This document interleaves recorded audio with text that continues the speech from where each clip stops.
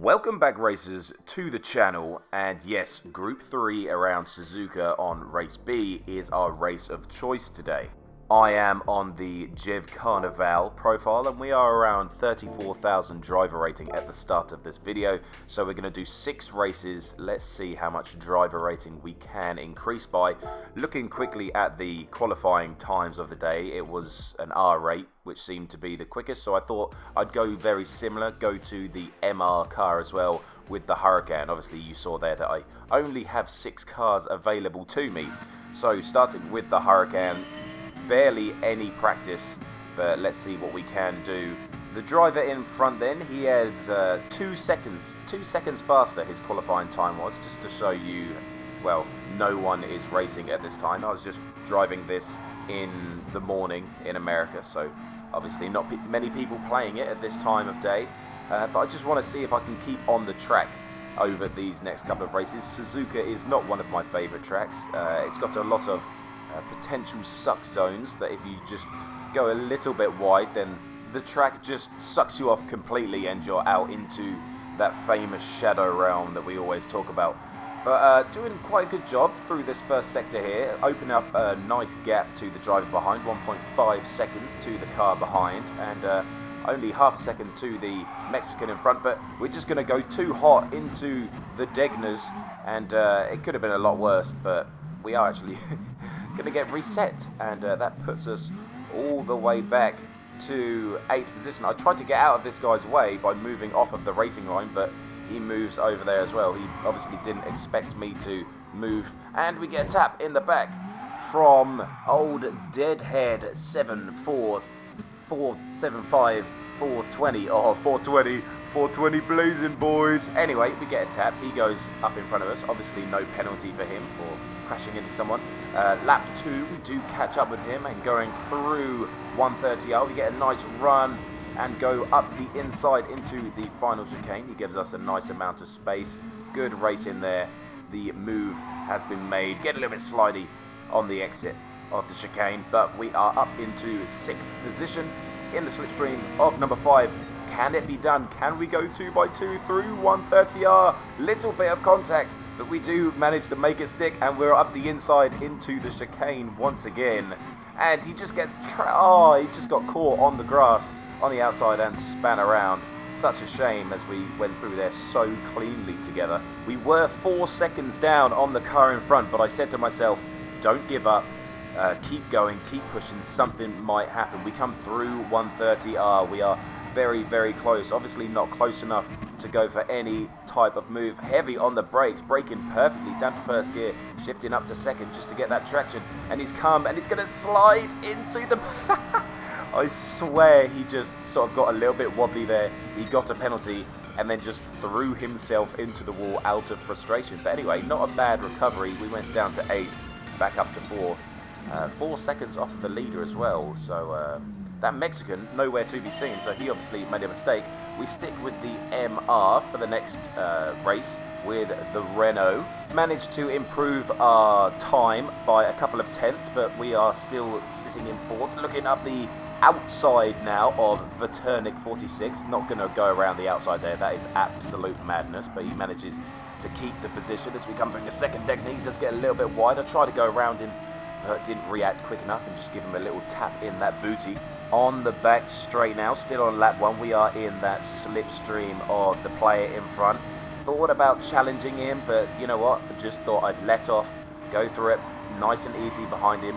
So look, he's flashing his lights to say thank you, and then this happens. He pulls over to the inside while in the braking zone, and I murder him. What kind of defensive move is that? We're going to look at it in slow motion once again.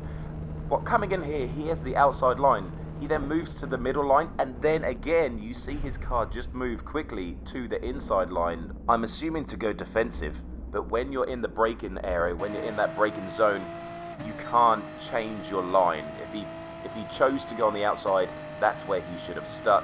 If he chose to go on the inside, he should have done so earlier. Anyway, let me know your thoughts about that incident in the comments section below. Obviously, I get the 5-second penalty for absolutely sending him insanely deep into the Suzuka realm, and we find ourselves behind OTJ owner 08 in that white Beetle once again. He goes a little bit wide, we just move up the inside. Nice move into the second part of Spoon Curve, get a little bit slidey, but we do manage to keep the position, and then obviously just a drag race down that back straight and coming through 130R and the chicane nice and safely sees us in 4th position once again into the Aston Martin now. We do set a faster lap time, a 2 minutes .088, and funnily enough it is good enough for, yes, you guessed it, 4th position. Now there are a lot of straights on this track, so we are going to be able to use the Aston Martin straight line speed, but coming into the Degners once again seems like a very, very troubling area for us.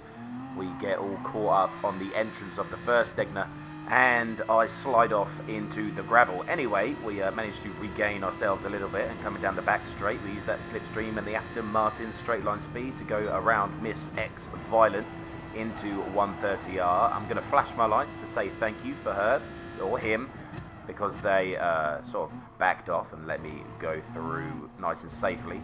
And that is us up into 5th position, coming through the Degners. Obviously, Far City, well, the McLaren driver there obviously had an off, and we're on the final lap again. Can we catch up with this Brazilian driver in the Beetle again? It seems like we love to track down and overtake Beetles on this track. So onto the back straight, 4th position.